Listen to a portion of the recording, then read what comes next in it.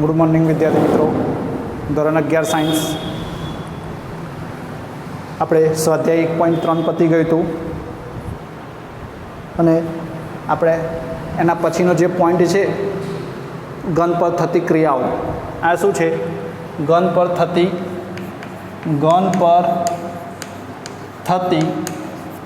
ક્રિયાઓ. બરાબર. ઘન પર કઈ કઈ ક્રિયાઓ થાય છે? તો કે યોગ ઘન, છેદ ઘન, પૂરક ઘન, તફાવત ઘન, આ બધી ઘન પર થોડી ક્રિયાઓ થાય છે. બરાબર. પછી યોગ ઘન, છેદ ઘન ને પૂરક ઘનના ગુણધર્મો છે એવું તમને ટેક્સ્ટબુકમાંથી જોવા હું તમને આપીશ. ખબર પડે તો તમારે લખવાના છે ત્રણે. તો ઘન પર થતી ક્રિયાઓમાં પહેલું એક આપણી જોડે સાર્વત્રિક ઘન. સાર્વત્રિક ઘન બહુ જ ઇમ્પોર્ટન્ટ ઘન છે. સાર્વત્રિક ઘન એટલે અને કોઈ પર્ટિક્યુલર આપણી જોડે વ્યાખ્યા નથી, પણ સાર્વત્રિક ઘન વિશે હું તમને વાત કરું તો આપણે આને યુ તરીકે દર્શાવીએ છીએ. બરાબર. Universal set. સાર્વત્રિક ઘન એટલે તમને કેવું હોય કે બે કરતાં વધારે કોઈ ઘન આપ્યા હોય, કોઈ પણ બે કે બે કરતાં વધારે ઘન આપ્યા હોય, એ દરેક ઘનના ઉપગણો કયા ઘન સાથે સંકળાયેલા છે કે કયો ઘન દરેક ઘનના ઉપગણો સમાવે છે. બીજા શબ્દોમાં કહીએ, દાખલા તરીકે આવા બે A, B, C આવા તમને ઘન આપેલા હોય ને આ બધા ઘનના ઉપગણો કયા ઘનની અંદર સમાઈ જાય છે, એ દરેક ઉપગણોને જે સમાવતો જે ઘન હોય તેને આપણે સાર્વત્રિક ઘન તરીકે ઓળખીશું. બરાબર. શોર્ટમાં કહીએ તો આવા કોઈ પણ ઘન આપ્યા હોય એ બધા ઘનને દર્શાવતો ઘન કયો છે. બરાબર. આની અંદર દાખલા તરીકે 1, 2 ઘટકો હોય, આની અંદર 1, 2, 3 હોય, આની અંદર 1, 2, 3 અને 4 હોય. બરાબર. તો આ દરેક ઘનના ઉપગણોને સમાવતો કોઈ ઘન હોય, આ બધાના ઉપગણો લખો ને દરેક ઉપગણ કયા ઘનનો અંદર સમાઈ જાય છે તો આવો ઉપગણ છે. તો સાર્વત્રિક ઘન તરીકે આપણે 1, 2, 3, 4 આવું 5 લઈ શકો, જે દરેક ઘનના ઉપગણો એની અંદર સમાઈ જતા હોય. બરાબર. તો સાર્વત્રિક ઘનની આપણી કોઈ વ્યાખ્યા નથી, પણ આવી રીતના કે દરેક ઘનની સાપેક્ષ એવો કયો ઘન છે કે જે દરેક ઘનના ઉપગણો તેની અંદર સમાઈ જાય. બરાબર. સાર્વત્રિક ઘન વિશે તમને બધાને ખબર છે કે બધા ઘટકો, દરેક ઘનના જુદા જુદા ઘટકો તેની અંદર આવી જવા જોઈએ.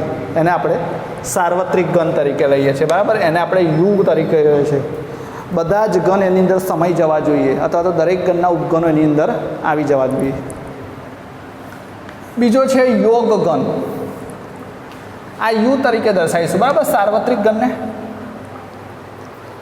સાર્વત્રિક ઘનનું એક ચલો બીજું એક ઉદાહરણ આપો, જોઉં તમને. દાખલા તરીકે કોઈ નંબરની વાત કરતા હોય આપણે, 1, 2, 3, 4 અને 5 આ કોઈ ઘન છે. આ નંબરની જે વાત કરીએ છીએ આપણે આ ઘન તરીકે, તો આ ઘનને દર્શાવવા માટે સાર્વત્રિક ઘન તમે કયો લઈ શકો? તો તમે લઈ શકો સાર્વત્રિક ઘન n લઈ શકો. પ્રાકૃતિક સંખ્યાનો n, પ્રાકૃતિક સંખ્યાનો ઘન n લઈ શકીએ. કેમ કે એની અંદર 1, 2, 3, 4, 5 અપ ટુ ઇન્ફાઇનાઇટ. એટલે કે તમે જે ઘન બોલ્યા ને 1 થી 5 વાળો એની અંદર આવી ગયો. બરાબર. તો આવી રીતના સાર્વત્રિક ઘન એટલે કે કોઈ પણ ઘન તમને આપેલો હોય એ ઘન એની અંદર સમાઈ જવો જોઈએ, અથવા એ ઘનના ઉપગણો એની અંદર આવી જવા જોઈએ. બરાબર. એવો કયો ઘન છે કે જે દરેક ઘનના ઉપગણો એ ઘનની અંદર આવી જાય, તો એને આપણે સાર્વત્રિક ઘન તરીકે લેવાનું. શોર્ટ ફોર્મમાં કહીએ ને તો આ બધા જે ઘટકો આપ્યા હોય ને, આ બધા ઘટકો સાર્વત્રિક ઘનમાં આવેલા હોવા જોઈએ. બસ આવું ના હોવું જોઈએ. જો અને સાર્વત્રિક ઘન તરીકે ન લઈ શકો, કેમ કે બે નામનો ઘટક નહીં, એ બધા બે ઘટક છે. એટલે તમે આનો કોઈ પણ ઉપગણ લખશો ને તો એમાંનો કોઈ ઉપગણ આનો ઉપગણ નહીં થાય. એટલા માટે શોર્ટ ફોર્મમાં કહીએ તો તમને જે જુદા જુદા ઘટકો આપ્યા હોય એ બધા ઘટકો કોઈ એક ઘન સમાવતો હોય એને આપણે સાર્વત્રિક ઘન તરીકે લઈએ છીએ. યોગ ઘન. તો યોગ ઘન એટલે શું? તો કોઈ પણ બે ઘનો પહેલાં વિચારવાના. કોઈ પણ બે ઘન A અને B. તો યોગ ઘનની વ્યાખ્યા શું છે? ઘન એમાં હોય અથવા ઘન બીમાં હોય. બેમાંથી કોઈ એકમાં હોય તો પણ ચાલે, અથવા તો બંનેમાં હોય. બંનેમાં હોય તો પણ ચાલે.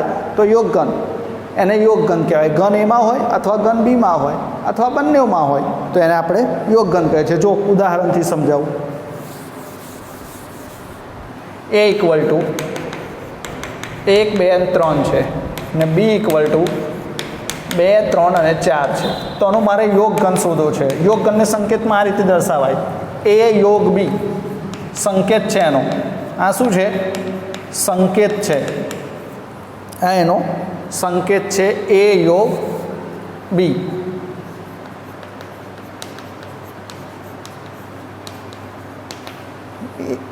યોગ ઘનને આપણે શું કહે છે? ઘન એમાં હોય અથવા ઘન બીમાં હોય. કોઈ પણ એક ઘનમાં કોઈ સભ્ય હોય અથવા તો બંનેમાં હોય તો પણ યોગ ઘનમાં આવે. તો આ બેનો જવાબ શું આવશે? જુઓ એ યોગ બીનો તો 1 2 આની અંદર છે, 3 આની અંદર છે, ઘન એની અંદર છે. જવાબમાં તો બધા લખવાના. પછી 2 આની અંદર તો 2 આવી ગયો, 3 આની અંદર 3 પણ આવી ગયો, પણ આ 4 નથી તો 4 રિપીટ નહીં કરવાનો ઘનની અંદર ઘટક. બરાબર? તો આ એનો યોગ ઘન થઈ ગયો. એટલે યોગ ઘન શું કહે છે?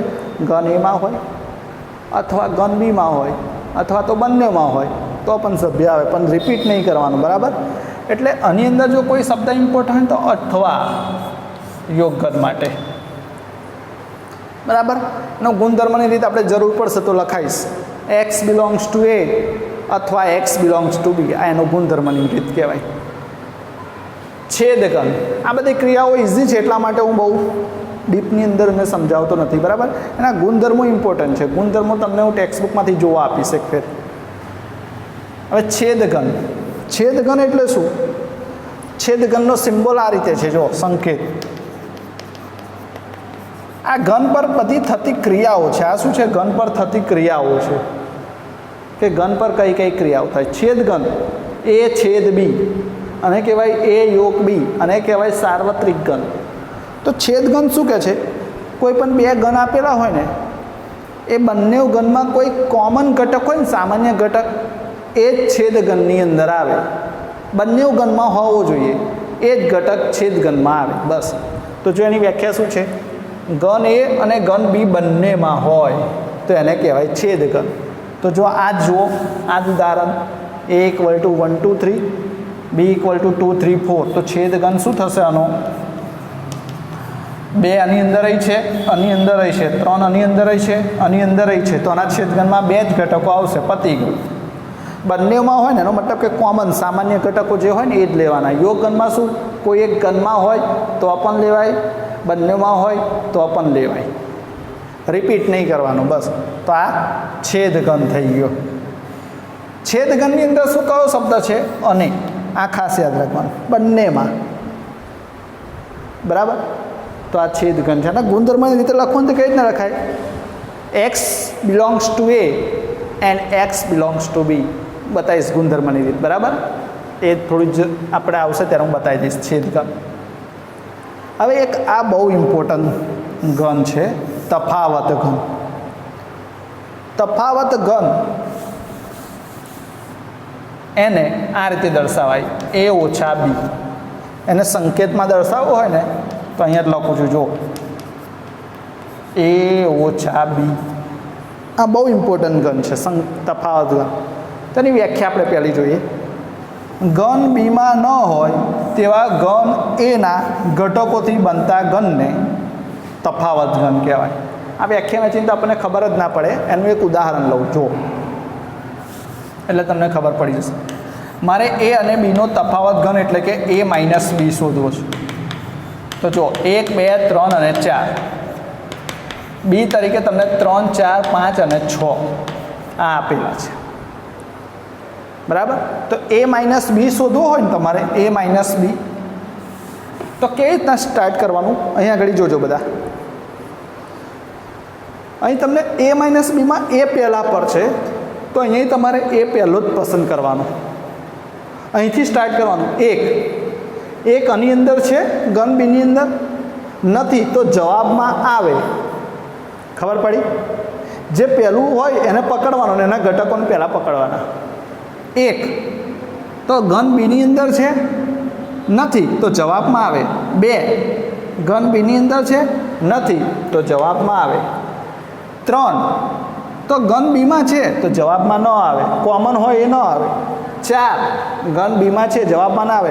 જેવો અહીંયા આગળ ઘન પૂરો થઈ જાય ને, પહેલો ઘન અહીં પહેલો એ છે તો એ પૂરો થઈ જાય ને તો જવાબ પણ પૂરો થઈ જાય. પછી આગળ નહીં જોવાનું, ભલે આના બાકીના સભ્યો પડી રહ્યા. આપણે તો પહેલા પ્લેસ પર જે હોઈએ. હવે વ્યાખ્યા વાંચો. ઘન બીમાં ન હોય તેવા ઘન એના ઘટકોથી બનતા ઘનને, તો ઘન બીમાં કોણ નથી? એક અને બે નથી. ઘન બીમાં ન હોય તો ઘન બીમાં એક અને બે નથી.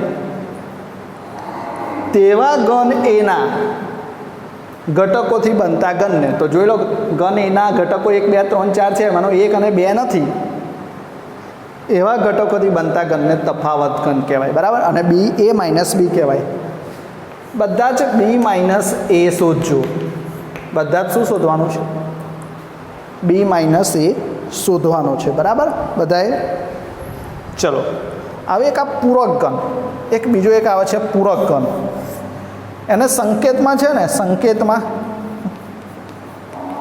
એને આ રીતે દર્શાવાય એ ડેશ. તો પૂરક ઘન શોધવું હોય ને તો સાર્વત્રિક ઘન બહુ જરૂરી છે. એની અંદર તમને સાર્વત્રિક ઘન દાખલામાં આપેલો જ હશે, એના પરથી આપણે પૂરક ઘન શોધી શકાય.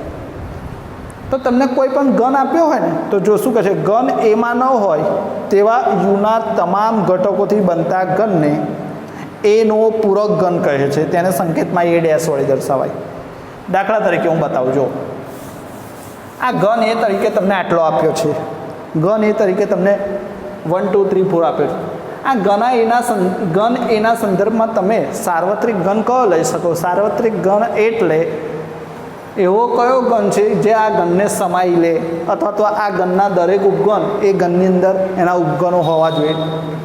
તો કાં તો એના જેટલો લો તો પણ ચાલે, કાં તો એના કરતાં વધારે લો તો પણ ચાલે. દાખલા તરીકે 1 2 3 4 5 6 લો,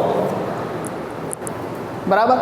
તો આ બધા સભ્યોની અંદર આવી ગયા છે, એટલે એને સાર્વત્રિક ઘન તરીકે લઈ શકાય.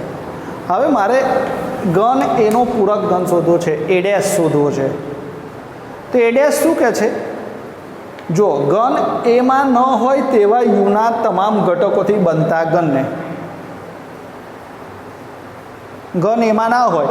હવે યુના, જો આ ના ખબર પડે તો તમારે 1 2 3 4 દેખાય છે, તો અહીં ઘડી 1 છે તો આની અંદર છે, તો એ જવાબમાં ન આવે. સેમ આના જેવું એ માઇનસ બી જેવું જ છે. 2 2 છે, ન આવે. 3 છે. આ જે એના ઘટકો છે ને, એના ઘટકો એ યુમાંથી કાઢી નાખો ને, બીજા શબ્દોમાં કહીએ તો પણ ચાલે. તો બાકી કયા રહ્યા? 5 અને 6, બસ. તો આ પૂરક ઘન થઈ ગયો. ખબર પડી? જો એમાં ન હોય તેવા યુના તમામ ઘટકો, તો એક યુનો ઘટક 1 એમાં છે એટલે જવાબમાં ન આવે. યુનો ઘટક 2 એમાં છે એટલે જવાબમાં ન આવે. 3 છે તો ન આવે. 4 છે તો ન આવે. 5 અને 6 નથી તો જવાબમાં આવે. તો આ થઈ ગયો પૂરક ઘન, બરાબર. હવે બસ આના પરનું સ્વાધ્યાય આખા હવે આ ક્રિયાઓ ઉપર છે 1.4, એ હું તમને પછી હું બતાવી દઈશ. આજે તમારે એક આ યોગ ઘન, છેદ ઘન અને પૂરક ઘન ના ગુણધર્મો ટેક્સ્ટબુકમાં તમને આપ્યા છે. એ સમજીને તમારે લખવાના છે, સમજવાના છે ખાસ, બરાબર. એ ગુણધર્મમાં જે યુ યુઝ કર્યો છે, યુ એ છે આપણો સાર્વત્રિક ઘન, બરાબર. આ સમજીને લખવાના છે. સમજીને લખવા એટલે તમને આવું બધું આપ્યું હશે. એ યોગ યુ એનો જવાબ કેટલો થાય? એ છેદ યુ એનો જવાબ કેટલો થાય? સમજીને એટલે કોઈ એક ઉદાહરણ લઈને તમારે ટ્રાય કરવાનું કે આવે છે કે નથી આવતું. ઓકે, ટ્રાય કરજો, નહીં તો હું બોર્ડ પર લખીને સમજાવી દઈશ. હવે બાકીના બંને સ્વાધ્યાય બોર્ડ પર થઈ જશે, બરાબર. 1 કે 2 વિડીયોમાં હવે ચેપ્ટર પૂરું થશે, પછી નવું ચેપ્ટર આપણે સ્ટાર્ટ કરીશું. જોઈ લો.